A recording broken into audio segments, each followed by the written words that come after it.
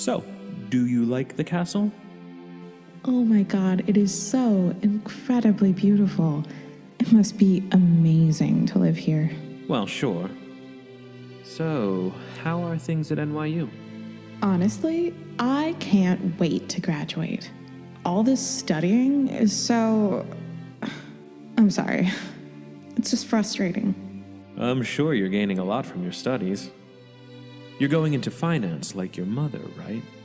Jacob, I think you might understand this. As children of powerful people, what we're going to do isn't always what we want to do. Well, what do you want to do? I want to be someone important, but I want to do it without having to rely on my mother's influence. I just don't see how it's even possible. I have a lot of incredibly great ideas in my head, and I know I can be a positive influence on the world stage. If only I had the chance to prove myself. What's stopping you? I mean, in my case, I can point to my older brother Isaac and say, that's what's stopping me from being king one day. Is that really what you want, Jacob? I'm sure you've already expressed to your father your desires, and if he is a loving father, he will at least contemplate you as a successor. Do you really want to be king, Jacob? I do. What do you really want to be? Where do you see yourself on the world stage before the masses of people hanging on your every word? If I tell you, will you promise not to laugh? I promise. I want to be queen.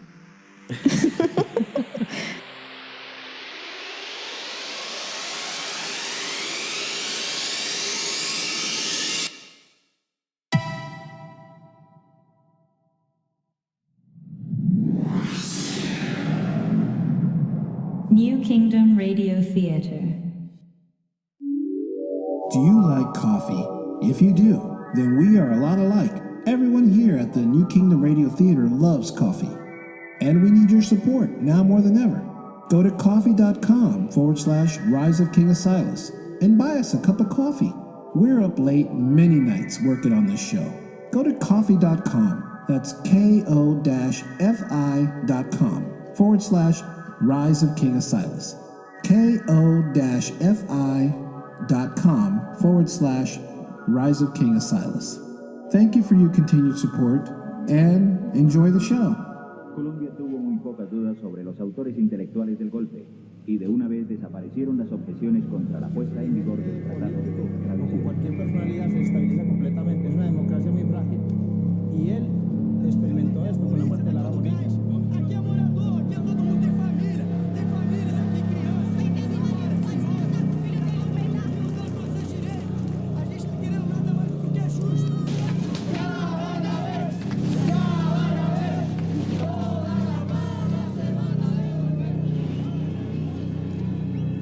America was now in complete control of every country in the Western Hemisphere, except Canada and the Falkland Islands. France had expressed great discontent at Asilas moving on French Guiana, and the French president made many threats they would retaliate if American forces did not leave the country. Asilas dared them to strike as the French government publicly denounced America's occupation of French Guiana as an act of war on France. Even so, the French military did not move on America as they threatened to do and tried to resolve the matter diplomatically. Asilas wanted every speck of land between the Atlantic and Pacific Oceans.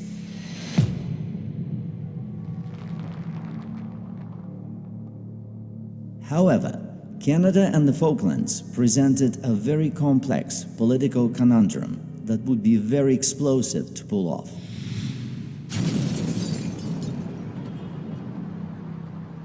For this, King Asilas called on Lord Anna Patricia Shelley of the House of Terra to formulate a plan that would reduce the risk of a catastrophic world war.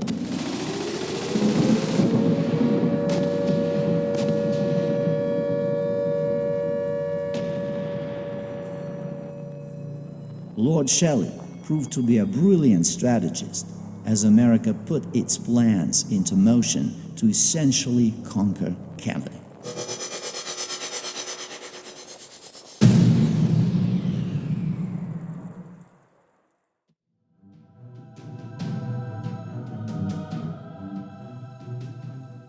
Your Majesty, it is apparent France will not attack America out of fear of fighting us alone. I think they're either waiting or planning something with the British and the European alliance. They'll want to join them in any military actions against America, and they're waiting on you to move on the Falklands and Canada. Lord Shelley, I'm confident you have been up all night for the past few days trying to figure this one out. What are your recommendations? Well, sir, if we move on the Falklands, Britain will have all the excuse they need to launch a strike on our forces. They're just waiting for you to give them the green light. So then, what should we do? Sir, the element of surprise has always been your strongest weapon. I say we move on the Falklands first. The British will meet us down there like they did back in the early 1980s against Argentina, and we'll call on China to bring their forces in. They'll think twice about engaging both America and China. While this is taking place, we move on Canada using the the poison filter. Canada will plunge into chaos, and Britain will be forced to engage us on 2 fronts. Since we have complete control of Brazil and Argentina's military, we'll use them to fight the Brits in the Falklands. Perhaps even the French will want to fight behind the Brits. But we can't have the Trishul in 2 places. Sir, don't you think it's time we manufacture more of those Trishul machines? We'll need them when we war with Europe and the others. Lord Oreb has already been manufacturing smaller units for more surgical attacks. We've even fitted one for tactical strikes using our Spartan units when we invaded Brazil and Argentina. But we need to be careful with the Trishul itself. Perhaps it would be wise to only have one main unit, Lord Shelley, since its power is something few people on this earth truly understand. We wouldn't want it to fall into the wrong hands, and I will see to it that it never does. Of course, sir. About your Spartans, Your Majesty, will you be deploying them to Europe once they complete their South American missions? Oh, I'm sure you can make much good use for them there. But I need a small team of Spartans for our takeover of Canada. Remember, Lord Shelley, they are immensely more powerful than any normal human beings. They are highly trained, versatile, they have brilliant tactical minds, and will sacrifice themselves without blinking an eye. We've augmented their bodies so they can survive a hail of bullets and a loss of blood, are unbreakable should they ever be captured and tortured, regenerate tissue damage, and have accelerated healing properties internally. They are the most lethal soldiers in the world, and each have the capacity to hold a tiny nuclear weapon inside of them that can be detonated on my command. Before the Spartans are sent into Canada, we'll implant them with the atomic bombs. They'll have a limited amount of days to complete their mission before the radiation kills them. They are incredibly resilient, masters of disguise, absolutely fearless and superbly adaptable. They can walk into a party and behave like celebrity guests or a security guard. Just one Spartan can take out an entire city block of infantrymen. Keep this in mind as you make your plans for their deployment. Thankfully, sir, I have been briefed on the capabilities of the Spartans, and I know just how we can use them to take out the leaders of England and Europe. I am truly amazed at how you design their training, sir. It's a shame we have to sacrifice any of them, to be honest. I suppose you will not tell them it's a suicide mission in Canada. I'm sure you can figure this out. Lord Shelley, there's something else you should know about the Spartans. I've outlined them in the mission files. What you may not have been briefed on is their abilities to disguise themselves as various nationalities and races. Our captains all have chameleon qualities, or the very unique capabilities to mimic the features of others. Because, Lord Shelley, once we take out England and Europe, which will be no easy feat, we'll do the same to every other continent in the world. Africa, Australia, Asia, Antarctica, and every single country. We are going to take over the entire world.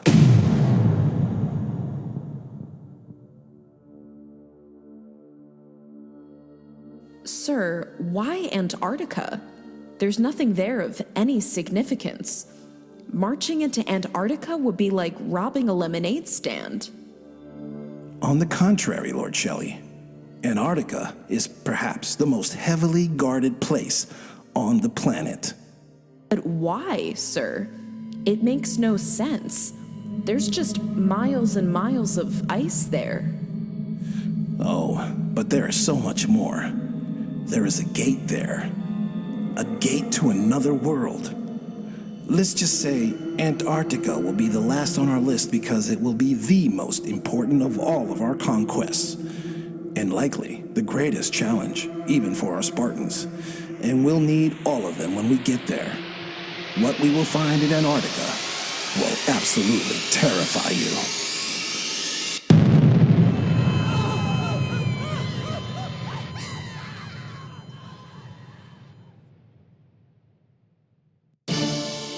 Eyewitness News, where news comes first.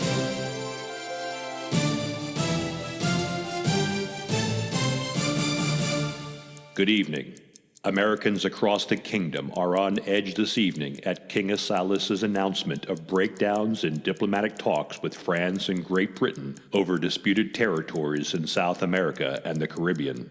The new kingdom has expanded into all countries in Central and South America and the Caribbean islands, and there has been much talk about war in emergency meetings at the United Nations Council. Leaders from around the world have publicly condemned King Asilas and the new kingdom for their actions, saying Asilas is essentially conquering all of the Western Hemisphere. King Asilas has proclaimed all Central and South American countries as territories of the new Kingdom of America, as upheaval and revolutions within those countries rose up against their governments and murdered their own leaders in the streets. China's President Wei and King Hussein of Jordan have stated publicly they support King Asilas, and now it is apparent other Middle Eastern countries are getting behind King Hussein and Asian nations behind President Wei as tensions build throughout the world. The State of Israel has also expressed support for America. With us in studio is Lord Quentin Capone of the House of Morale. Lord Capone, tonight people everywhere are on edge. You work closely with King Asilas. Can you talk to the American people? The riches of the land. Our king made sure wealth was something every American had access to, like Saudi Arabia.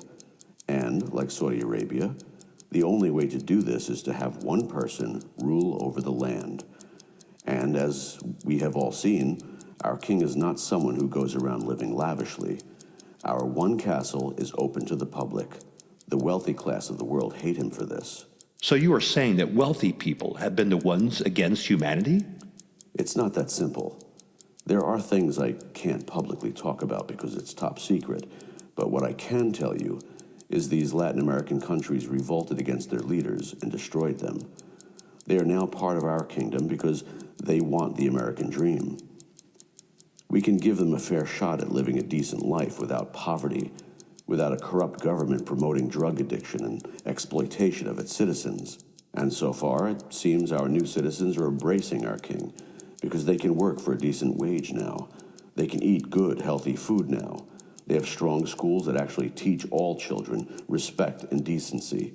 And they have a strong leader who won't lie to them and be in the pocket of big businesses, Tom. Our new Latin American brothers and sisters will have a chance they could never have before, because they are now in a system made to allow them to prosper in their own trades and keep much of their wealth for themselves. We don't tax the people into enslavement.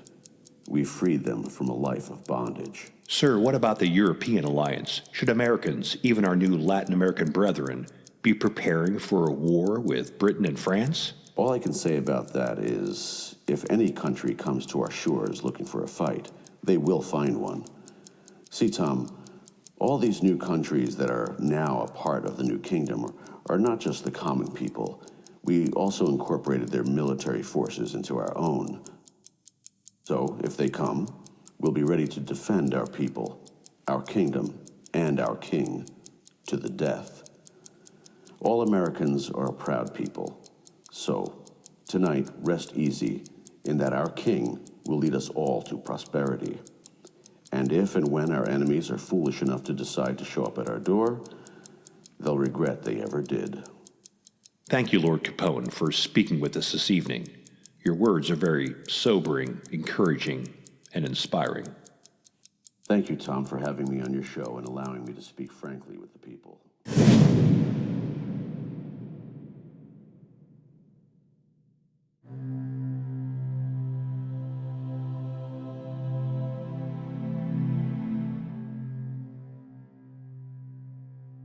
When the new Kingdom of America took control of most of Latin America, it set its sights on Canada.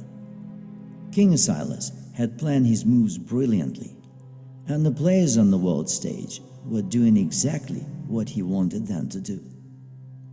It was only a matter of time before Asilas sprung his boldest moves into action. But with all this plotting happening, King Asilas was oblivious to another group of people around him doing some plotting of their own. His two sons, Isaac and Jacob, were positioning themselves to take the crown when their father's reign was to end. Of course, Asilas was in perfect health and in the prime of his life, but his sons, both young, ambitious men in their own right, made their plans anyway, anticipating the years ahead and their claims to the throne. Jacob's love interest, Monica Banks, was more ambitious than Jacob and his brother combined. She used Jacob's love to her advantage and made plans of her own to put Jacob in position to succeed his father as king and her as queen. Of all the people in the king's midst, Monica Banks was the furthest from his mind as a conspirator and potentially dangerous.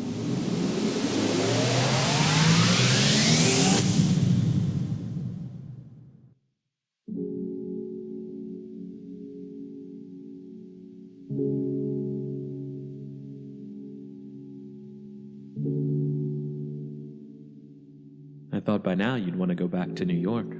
I wouldn't want your boyfriend, what's his name? Connor? I wouldn't want him to be upset that you've overstayed. I think he'll understand when I don't show up tonight. What are you going to tell him? There isn't much to say, except thank you for being a good friend and the good times. But I found my prince, so it doesn't matter. Believe me, he'll know better. It's best we part ways. Monica, since I first laid eyes on you, I haven't been able to stop thinking. You don't need to imagine me anymore. I'm here, and I want to be here with you. And know that I will help you every step of the way to get what you really want in this world. All I really want is you, Monica. And I really want you, but I also know you want to be king. With Isaac in the way, you'll have to be smarter and bolder. I can help you get everything you want.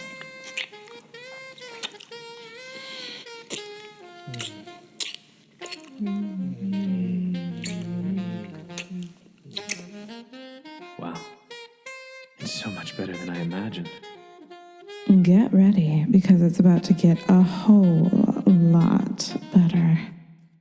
Oh my God.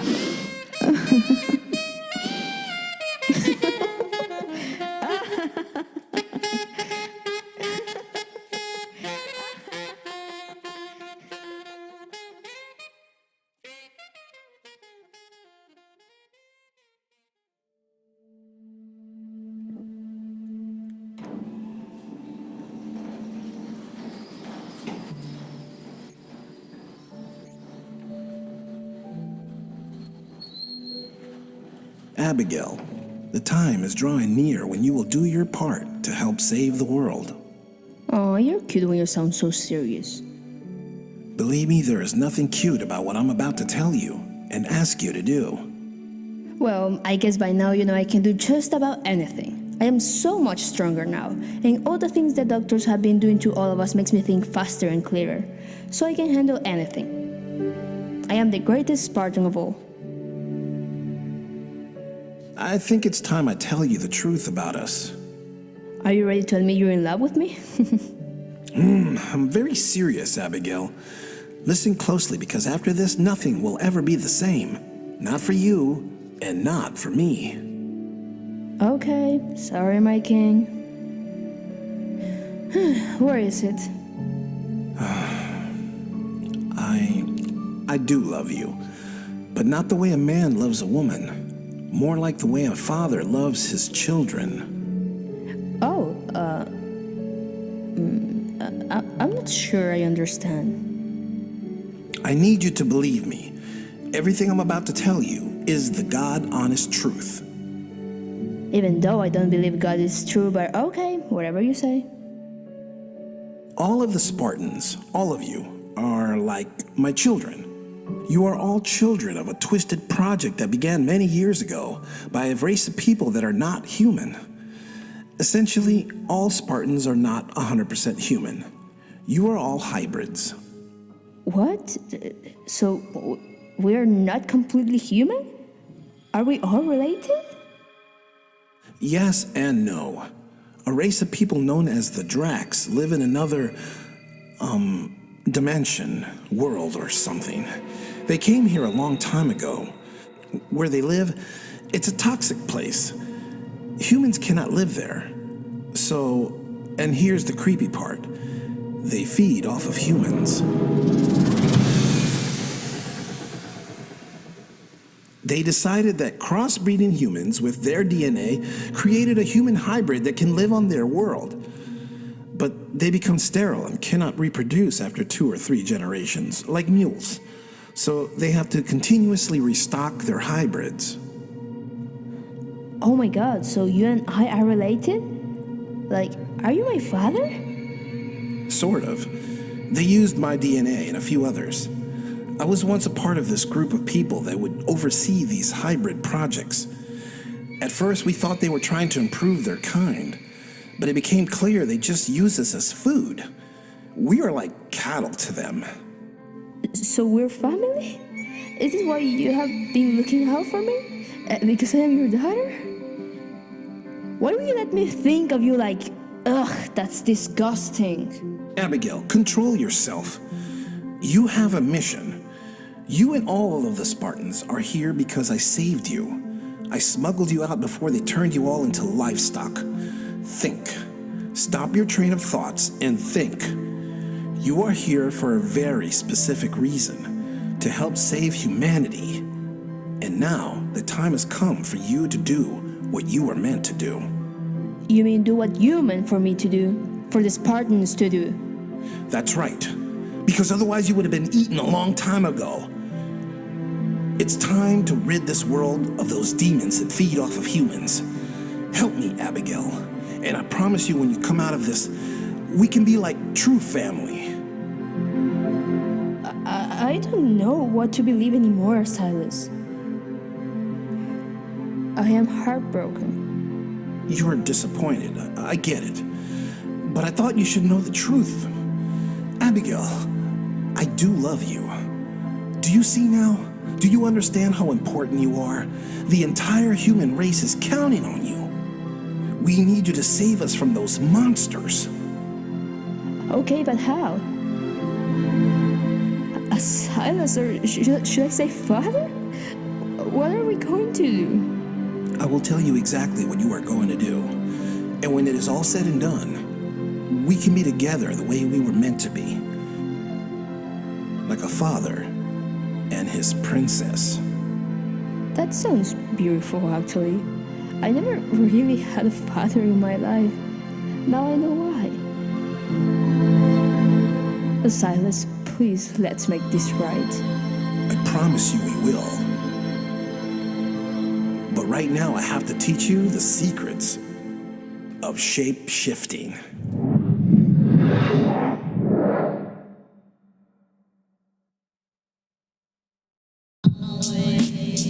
But you, young guy who is moving in official business, You've been listening to The Rise of King Asilas, Episode 10, The Impetus to Reign, starring J.V. Torres as King Asilas, Dominic Notaro as Jacob, Layla Bonet as Monica Banks, Shane Meister as Lord Anna Patricia Shelley, Naomi Castillo as Abigail Sierra, John Doby as Quentin Capone, Don Rosinski as newsreader, and narrated by Sergei Berezhnikov. For more information about the cast, the music, and this production, visit www.theriseofkingasilas.com. Listen on iTunes or wherever you tune into podcasts and give us a good rating. Like us on Twitter, Instagram, and Facebook at King Asilas. We encourage everyone to tune in to our friends on other podcasts like Empty, The Stranger Lands, the Pod Stuff Podcast, and our partners, the Everlasting Beholders. This has been a production of the New Kingdom Radio Theater in Baltimore, Maryland. Copyright 2018. All rights reserved. And stay tuned for episode 11.